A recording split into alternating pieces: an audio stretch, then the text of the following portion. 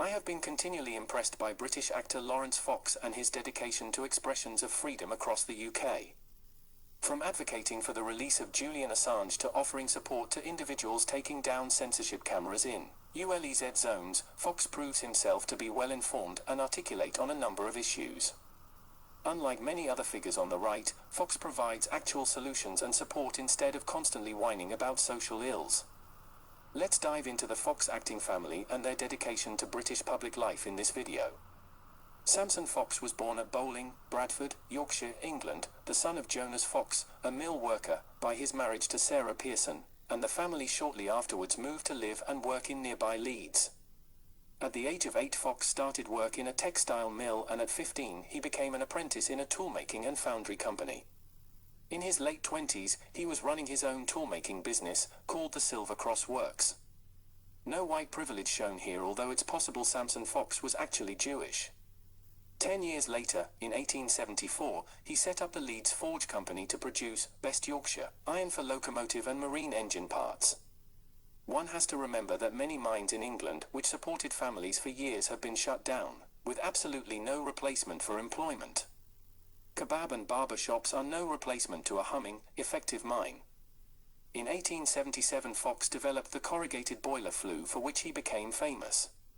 This simple idea involved corrugating the flue pipes inside the boiler, improving both their heat transfer capability and compressive strength, enabling smaller boilers working at higher pressures to be used with improved safety.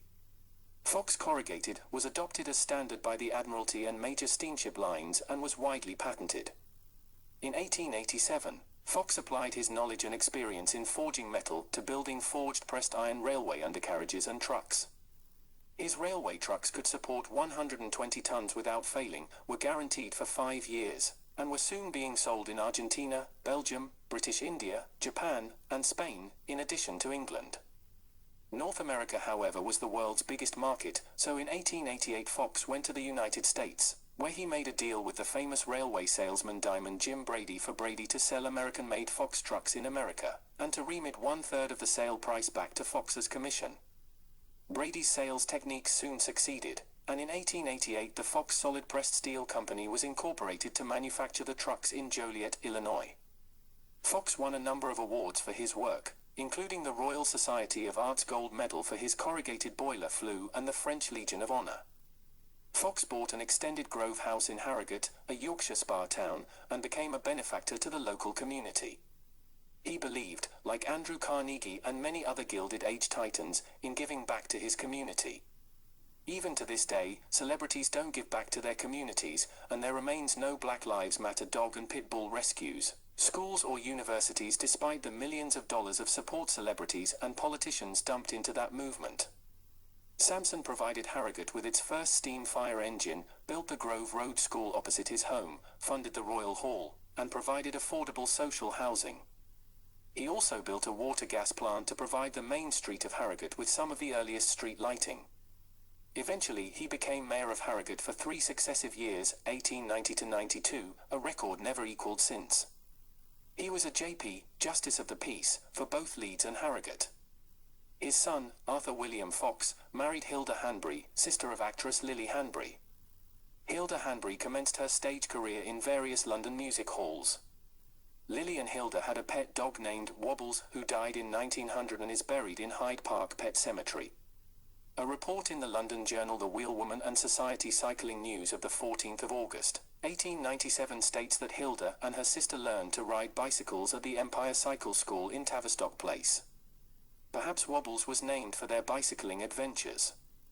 Women could wear cycling pants which looked a lot like skirts, but show some of the first advancements in women's fashion.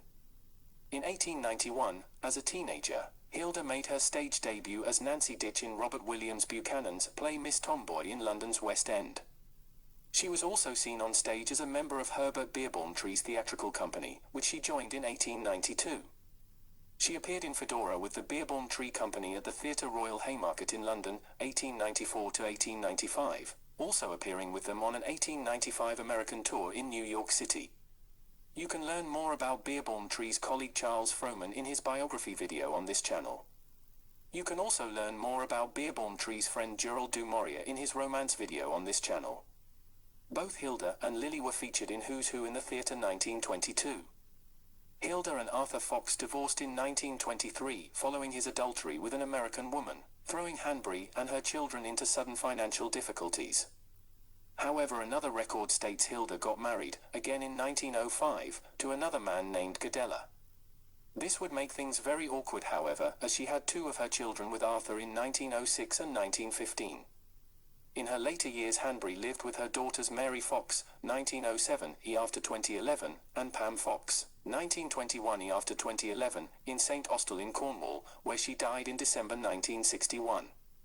Hilda's son Robin Fox was the head of the Fox acting dynasty, making Samson Fox great-grandfather to screen actors Edward Fox OBE, James Fox OBE, and film and theatre producer Robert Fox, great-great-grandfather to English actresses Emilia Fox, Lydia Fox, and to actors Freddie Fox, Laurence Fox and Jack Fox.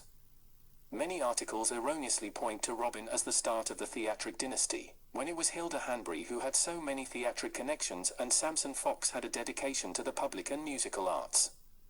Robin Fox's first cousin was Julia Neilson, who was married to the actor Fred Terry, brother of the late 19th century star Ellen Terry. Altogether, 5 of Hilda and Lily Hanbury's first cousins were actors in Victorian and Edwardian theatre. Angela Worthington, Robin Fox's wife, was an actress. Her father was English playwright Frederick Lonsdale and her sister was Felicity Shaw, who wrote mystery novels under the pseudonym And More Ice.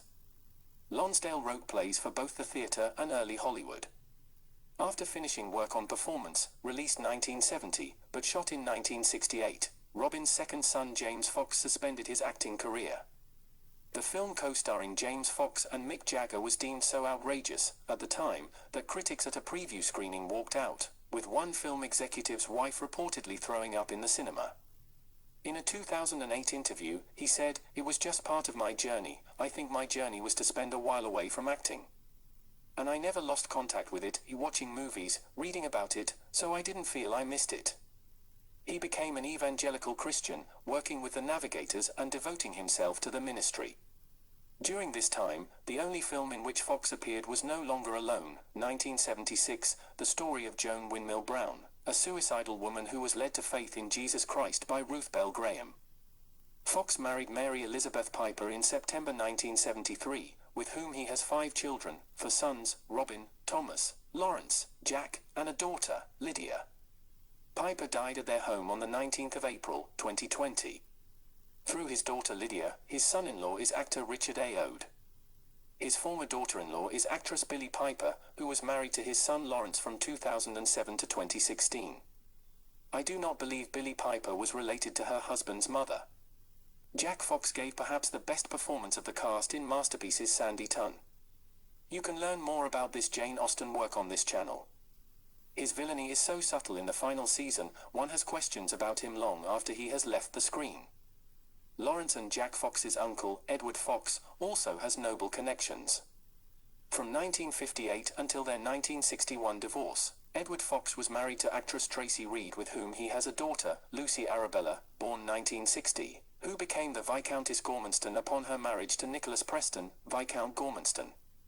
In 1971, he began a relationship with actress Joanna David. They married in July 2004.